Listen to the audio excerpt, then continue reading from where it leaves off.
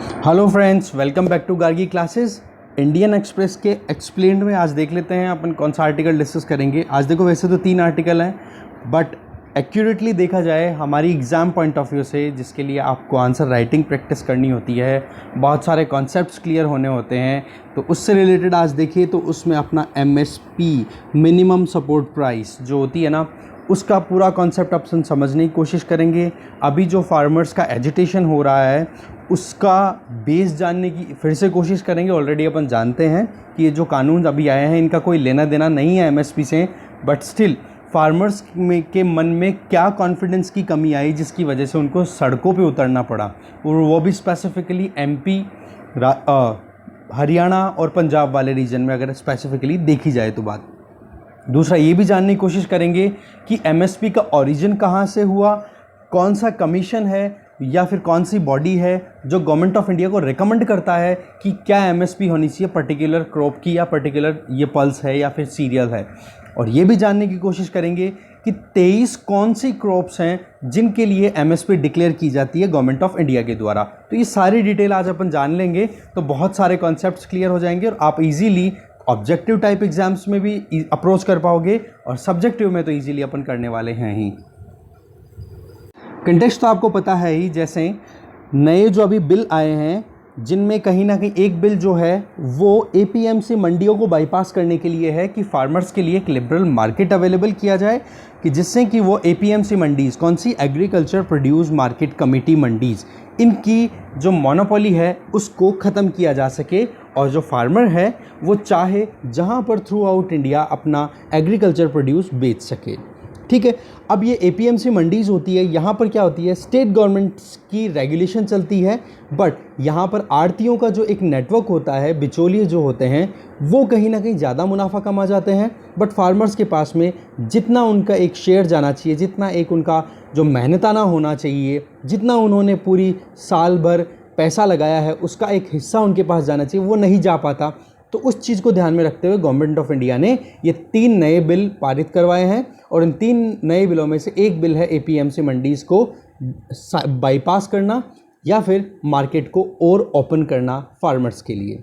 अब पॉइंट ये आता है कि यहाँ पर सबसे बड़ी प्रॉब्लम ये आ रही है कि ये जो बिल है इसमें कहीं ना कहीं MSP मिनिमम सपोर्ट प्राइस की जो एग्रीकल्चर प्रोड्यूस फार्मर्स ने पूरे साल मेहनत करके उगाया है, हार्वेस्ट किया है, तो उसकी कम से कम एक कीमत तो होनी चाहिए ना, जिसके बेसिस पे वो कॉन्फिडेंट फील करे कि हाँ अब की बार खेती करेंगे तो कम से कम इतना रुपया तो कमा ही लेंगे।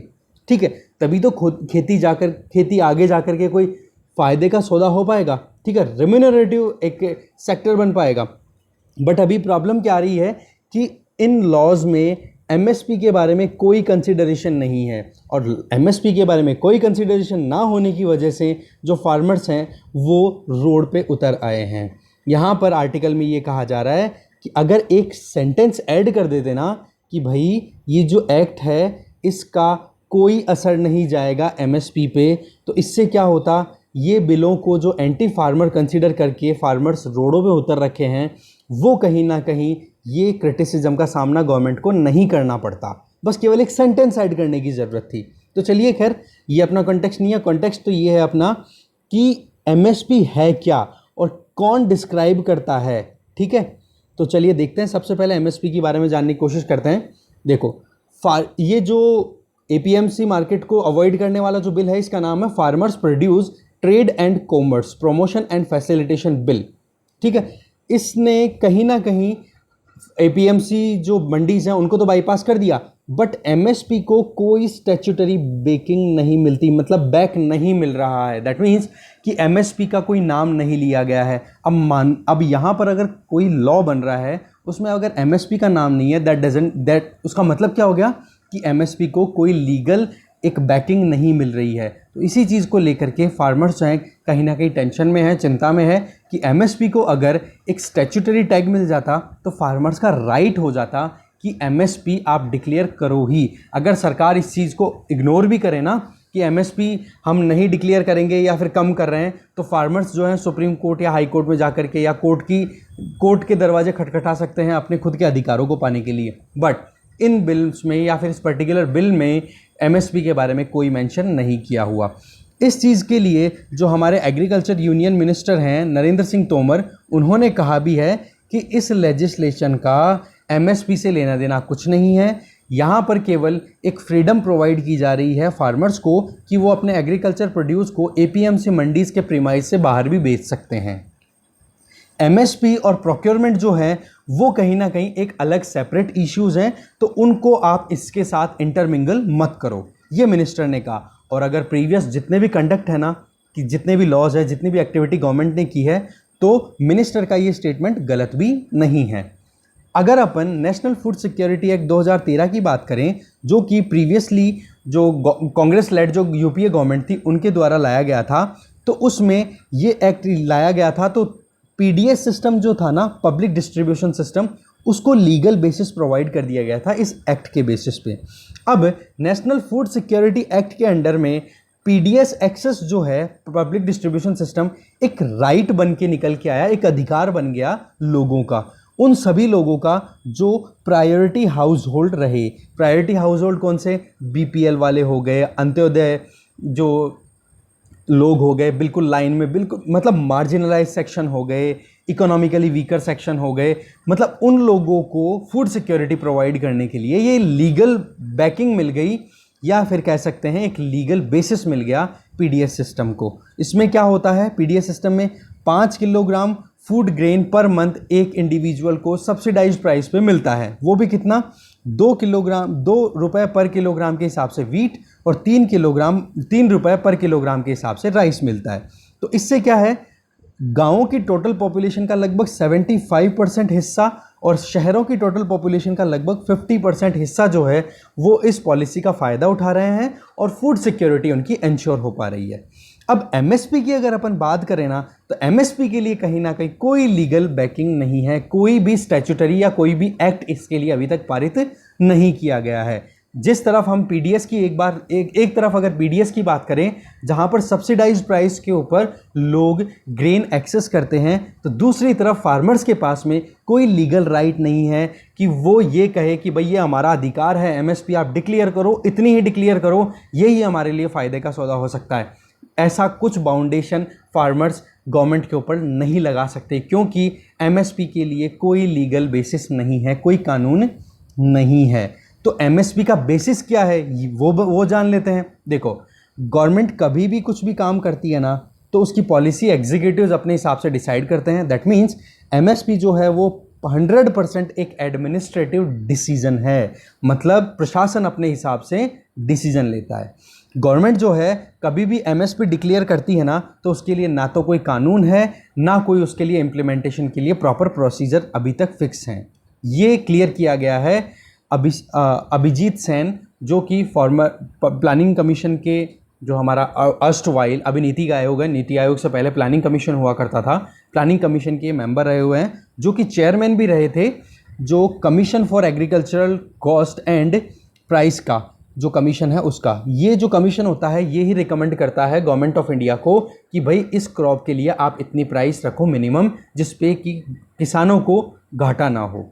ठीक है। अब सेंटर जो है वो करंटली एमएसपी फिक्स करता है 23 फार्म कमोडिटीज़ के लिए, जिसमें 7 तो सीरियल्स हैं, 5 पल्सेस हैं, 7 ऑयल सीड्स हैं और 4 कॉमर्शियल क्रॉप्स हैं। तो ऐसे करके आप देखोगे सीरियल्स कौन कौन से हैं, पैडी हो गया, वीट, मेज़, बाजरा, जवार, रागी, बार्ली। ऐसे ही पल्सेस की बात करो, चना, अरहर या तुर जिसको बोलते हैं, उड़द, मूंग और मसूर की दाल, इनकी एमएसपी डिक्लेयर की जाती है। ऐसे ही 7 ऑयल सीड्स हैं, जैसे कि रेपसीड, मस्टर्ड, एक ग्राउंड नट्स हो गया, सोयाबीन हो गया, सनफ्लावर हो गया, सीजमम हो गया, या फिर सेफ्लॉर और नाइजर सीड। इस तरीके से ये हो गए आपके 7 ऑयल सीड। और 4 कॉमर्शियल क्रॉप्स हैं जिनमें cotton, sugar cane, copra and raw jute. ऐसे करके ये टोटल 23 क्रॉप्स हैं जिनके लिए सेंट्रल गवर्नमेंट जो है वो एमएसपी डिक्लेयर करती है। और इन एमएसपीज़ के लिए, इन क्रॉप्स की एमएसपीज़ के लिए रिकमेंडेशन दी जाती है सीएसीपी के द्वारा, जिसका पूरा नाम क्या है, commission for agricultural costs and price. अब आप यहाँ पे देखो CACP जो रिकमेंड कर रहा है वो खुद भी एक स्टैट्यूटरी बॉडी नहीं है, वो भी एक एग्जीक्यूटिव बॉडी है। आप ये देखो यहाँ पे, तो आप देखो ना तो MSP के पास में लीगल बेसिस है, ना CACP के पास में कोई लीगल बेसिस है। तो इसकी अगर रिकमेंडेशन दी भी जाती है ना CACP के द्वारा, तो वो गवर्नमेंट के बाउंड नहीं करती कि भाई उन चीज़ों को माने ही। गवर्नमेंट अपनी कंफर्ट के हिसाब से देखती है कि कितनी MSP रखनी है। CACP केवल रिकमेंड करता है, बाउंडेशन नहीं होती उसकी रिकमेंडेशन को इंप्लीमेंट करने की। ठीक है, तो CACP एक अपने आप में स्टैट्यूटरी बॉडी नहीं है, ना इसको कोई पार्लियामेंट के द्वारा कोई एक्ट के अंडर में स्टैब्लिश किया गया था। ये CACP जो है ये आया था कब एग्जिस्टेंस में, 1965 में, और MSP भी लगभग उसी टाइम पे आ गई थी। ठीक है, ग्रीन रेवोल्यूशन की वजह से क्या है, हमारे यहाँ पे एग्रीकल्चर प्रोड्यूस बढ़ना शुरू हो गया था, जो ऑलरेडी अपन प्रीवियस आर्टिकल्स में डिस्कस कर भी चुके हैं कि हमारे यहाँ पर जहाँ खाने की प्रॉब्लम थी, उस खाने की प्रॉब्लम को सॉल्व करने के लिए ग्रीन रेवोल्यूशन जब आया तो आज हम एक्सपोर्ट करते हैं बहुत सारे एग्रीकल्चर कमोडिटीज़ को। तो ग्रीन रेवोल्यूशन के बाद में हमारे यहाँ पर एक CACP का कॉन्सेप्ट आता है 1966-67 के टाइम के बाद में।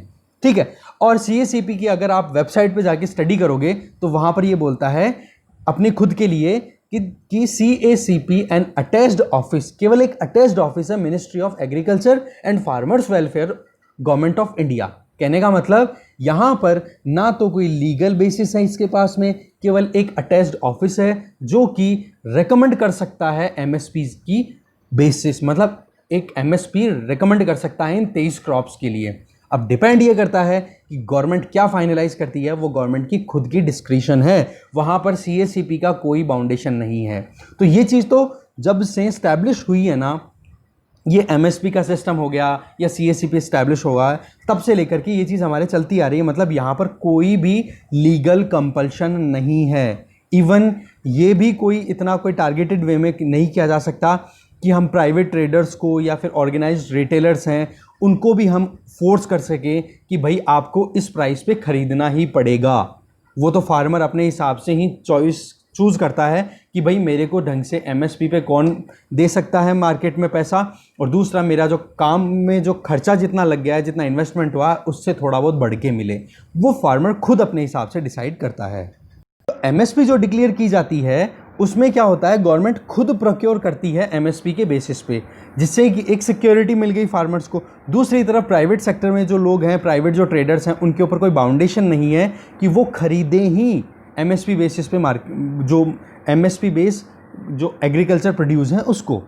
तो गवर्नमेंट जो है वो वीट और पैडी मेनली प्रोक्योर करती है MSP बेसिस पे। वो भी किस लिए, क्योंकि हमारे पब्लिक डिस्ट्रीब्यूशन सिस्टम जो है ना, उसके लिए कि जिससे कि हम नेशनल फूड सिक्योरिटी एक्ट के अंडर में लोगों को फूड सिक्योरिटी प्रोवाइड कर सकें। बाकी जो क्रॉप्स हैं ना, 23 में से 21 क्रॉप्स हैं, उन पर गवर्नमेंट इतना ज़्यादा सीरियसली अटेंशन पे नहीं करती है। ठीक है, केवल एक क्रॉप है जिसमें MSP पेमेंट जो है वो स्टैट्यूटरी बैकिंग के साथ में है, वो है शुगर केन। ठीक है, शुगर केन इकलौती ऐसी एग्रीकल्चर प्रोड्यूस है जिसके लिए MSP के लिए लीगल बैकिंग है। और वो लीगल बैक कौन देता है, स्टैट्यूटरी बेसिस कौन देता है, जो ऑर्डर दिया हुआ है शुगर केन कंट्रोल ऑर्डर 1966, जो कि एसेंशियल कमोडिटीज़ एक्ट के अंडर में लाया गया था।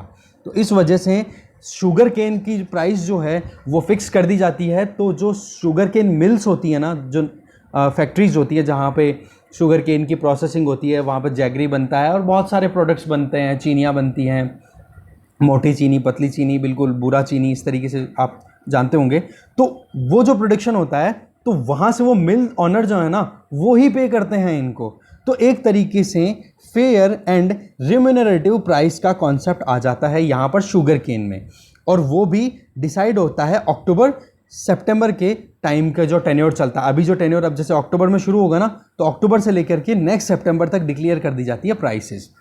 ठीक है, इसके अलावा अगर अपन देखें तो जो ये फेयर एंड रिम्यूनरेटिव प्राइसेस है ना, इनका अपन देख सकते हैं कि इनको एक स्टैट्यूटरी मिनिमम प्राइस के नाम से भी टैग मिल गया है। कहने का मतलब एक लीगल बेसिस मिल गया, और कम से कम इतनी प्राइस पे तो शुगर मिल्स को खरीदना ही पड़ेगा। और ये रिस्पॉन्सिबिलिटी जो है ना, जो पेमेंट करेगी फार्मर्स को, जो शुगर केन उगाते हैं उन फार्मर्स को, वो रिस्पॉन्सिबिलिटी भी शुगर केन मिल्स की ही है, शुगर मिल्स ऑनर्स की ही है। और 14 दिन के अंदर अंदर उनको ये पेमेंट करना पड़ता है परचेज के बाद में। तो यहाँ पे आप देख सकते हो कि एमएसपी किस तरीके से फार्मर्स को डायरेक्ट करती है कि आप कौन सा एग्रीकल्चर प्रोड्यूस ज़्यादा उगाओगे तो फ़ायदा है। शुगर केन उगाने से इनको फ़ायदा हो रहा है कि नहीं, गवर्नमेंट स्टैट्यूटरी मिनिमम प्राइस दे रही है वहाँ पे कि भाई आपको इतना कम से कम मिल ही जाएगा। इसी वजह से महाराष्ट्र में सुसाइडल केसेस आते रहते हैं। क्यों? क्योंकि वहाँ पर देखो पानी की कमी है, विदर्भा में मॉनसून बेस्ड हमारी एग्रीकल्चरल एक्टिविटीज़ होती है, और वहाँ पर अगर शुगर केन जैसे प्लांटिंग करेंगे तो भाई वहाँ तो पानी की तो वैसे ही कमी है, तो ये तो वाटर डिमांडिंग क्रॉप होती है शुगर केन, तो बहुत पानी चाहिए होता है इसको। तो आप देखो किस तरीके से एमएसपी फॉर्मुलेशन जो है कितना ग्रेव सिचुएशन में कन्वर्ट हो जाता है। खैर ये अपना कॉन्टेक्स्ट नहीं, अभी तो अपना एमएसपी जानना है, बट मैंने आपको आउट ऑफ द कॉन्टेक्स्ट एक चीज़ बताई है कि किस तरीके से महाराष्ट्र में जो फार्मर्स हैं वो सुसाइड करते हैं, जबकि दूसरे रीजन्स में आप देखो इतना ज़्यादा सुसाइडल अटैम्प्ट नहीं दिखेंगे, क्योंकि वहाँ पर डेट ट्रैप में फंस जाते हैं। वो लोन लेते हैं, काम करते हैं, फिर प्रोड्यूस नहीं आता। टारगेट क्या होता है कि सीधा शुगर मिल वालों से पैसा उठा लेंगे अपन, ठीक है। तो एमएसपी का कई बार इसलिए क्रिटिसिज्म भी होता है कि एमएसपी जो है कहीं ना कहीं मोनोपोली स्टैब्लिश करने के लिए काम में ली जाती है कि कौन सी क्रॉप ज़्यादा प्रोड्यूस हो। जैसे एमएसपी चावल और गेहूं के लिए अगर डिक्लेयर कर दी गई तो आज देख लो ऑल ओवर इंडिया आप देखोगे तो ज़्यादातर जो नॉर्दर्न स्टेट्स हैं वहाँ पर राइस और वीट की एग्रीकल्चर ज़्यादा होती है, मतलब वहाँ पर प्रोड्यूस ज़्यादा होता है। तो मोनोक्रॉपिंग पैटर्न अगर यूज़ करते हैं तो उसका लॉस क्या है? बहुत सारे लॉसेज हैं उसमें। सबसे ज़्यादा लॉस तो सॉइल को फेस करना पड़ता है, फिर आप फर्टिलाइज़र अप्लाई करते हो, मतलब विशेष साइकिल चालू हो गया, फिर वो हेल्थ के लिए भी बेकार हो जाता है। अब देख लेते हैं अपन कि अभी क्या कोई कोशिश की गई है एमएसपी को लीगल या फिर लेजिस्लेटिव बैकिंग देने के लिए। देखो 2018-19 में सीएसीपी जो है उसने एक रिकमेंडेशन दी थी गवर्नमेंट ऑफ इंडिया को कि वो the right to sell at MSP इसके लिए एक कानून लेकर के आए, बट इसको एक्सेप्ट नहीं किया गया था। फिर इसके अलावा अगर अपन देखें कुछ सवाल उठते हैं कि आज आप एमएसपी को मेंशन नहीं करते हो, दूसरी तरफ एपीएमसी मंडियों को बाईपास कर रहे हो, तो गवर्नमेंट पीडीएस सिस्टम के लिए कहाँ से सामान खरीदेगी भाई? एक तो ये सवाल उठता है कि गवर्नमेंट एजेंसीज जो हैं वो कहाँ से, क्योंकि गवर्नमेंट जो है पीडीएस सिस्टम के लिए या फिर जो फूड कॉरपोरेशन ऑफ इंडिया है एफसीआई है, वो माल कहाँ से उठाता है? इन मंडियों से ही तो खरीदता है। तो गवर्नमेंट कहाँ से खरीदेगी? एक तो ये प्रोक्योर कहाँ से करेगी अपने पीडीएस सिस्टम को कंटिन्यू रखने के लिए। दूसरा, फार्मर्स का कॉन्फिडेंस जो है ना वो कहीं ना कहीं डाउन होता हुआ दिखाई दे रहा है। वजह, क्योंकि एपीएमसी मंडीज़ में क्या फार्मर्स को कहीं ना कहीं एक एश्योरेंस रहती है कि यार इतनी रेट तो अपने को मिल ही जाएगी, ज़्यादा भी नहीं तो वो एक आपके पास में आइडिया रहता है ना एमएसपी बेस्ड प्रोक्योरमेंट प्रोग्राम के बेसिस पे कि इतने रुपए किलो तो हमारा गेहूं या चावल बिक ही जाएगा। वो कॉन्फिडेंस अभी कहीं ना कहीं लूज होता हुआ दिखाई दे रहा है। क्यों? क्योंकि 3 कानून आ गए, रिफॉर्म लेकर के आए हो आप एग्रीकल्चर सेक्टर में, और तीनों कानूनों में कहीं पे भी एमएसपी का नाम नहीं है। तो उस वजह से ये कहीं ना कहीं एजिटेशन देखा जा रहा है फार्मर्स के द्वारा। और वो भी पर्टिकुलरली बात करें तो पंजाब, हरियाणा और मध्य प्रदेश वाले रीजन में, जहां पर एमएसपी बेस्ड गवर्नमेंट प्रोक्योरमेंट और एमएसपी बेस्ड सिस्टम बहुत ही अच्छे से काम कर रहा है और किसान जो हैं वो उस पर बहुत ज़्यादा निर्भर करते हैं। अब बात आती है कि गवर्नमेंट ने क्या रिप्लाई किया इन सारे क्वेश्चंस के लिए। तो प्रधानमंत्री जो नरेंद्र मोदी जी हैं उन्होंने सितंबर 20 को ट्वीट किया कि ये सिस्टम जो है ये एमएसपी वाला वो लगातार चलता रहेगा, इसमें कोई कमी नहीं आएगी, ना बंद होगा। गवर्नमेंट लगातार अपनी खरीदारी जो प्रोक्योरमेंट करती है गवर्नमेंट पीडीएस सिस्टम के लिए, पैडी का, पल्सेस का, जो भी वो करते हैं अपने पीडीएस सिस्टम के लिए एफसीआई के थ्रू, वो कंटिन्यू रहेगा। इसी तरीके से एग्रीकल्चर मिनिस्टर ने भी ये कहा कि पास्ट गवर्नमेंट्स ने ही जब कोशिश नहीं की एमएसपी को लीगलाइज करने के लिए या फिर कोई लेजिस्लेटिव बैकिंग देने के लिए, तो आज कहाँ से ये सवाल उठता है। तो चलो ठीक है, ये तो कोई जवाब नहीं होता, पर हाँ पॉइंट ये आ जाता है कि ये जो बातें बोली जा रही हैं ना वो ग्राउंड लेवल पे इम्प्लीमेंट हो, जिससे क्या है कि किसानों के बीच में एक जो कॉन्फिडेंस की कमी आई है वो एक कॉन्फिडेंस की कमी ज़्यादा कमी में कन्वर्ट ना हो, नहीं तो डिसरप्शन आ जाएगा बहुत ज़्यादा। फार्मर्स जब एजिटेशन पे उतरते तो आप भी जानते हो अच्छी अच्छी सरकारें हिल जाती हैं, ठीक है। तो वो चीज़ है कि सरकार को अभी इस तरीके से अगर फार्मर्स की तरफ से कोई और बैकलैश नहीं देखना है, कोई और मतलब एक तरीके के इस तरीके की स्ट्राइक नहीं देखनी है, तो सोच समझ के आगे एमएसपी आने वाली रबी की क्रॉप और अगर बात करें खरीफ की जो अब प्रोक्योरमेंट शुरू हो जाएगा अभी नेक्स्ट मंथ में, तो उसके लिए सोच समझ के एमएसपी डिक्लेयर करें, ठीक है। तो इस तरीके से ये डिस्कशन यहीं ख़त्म होता है। Thank you.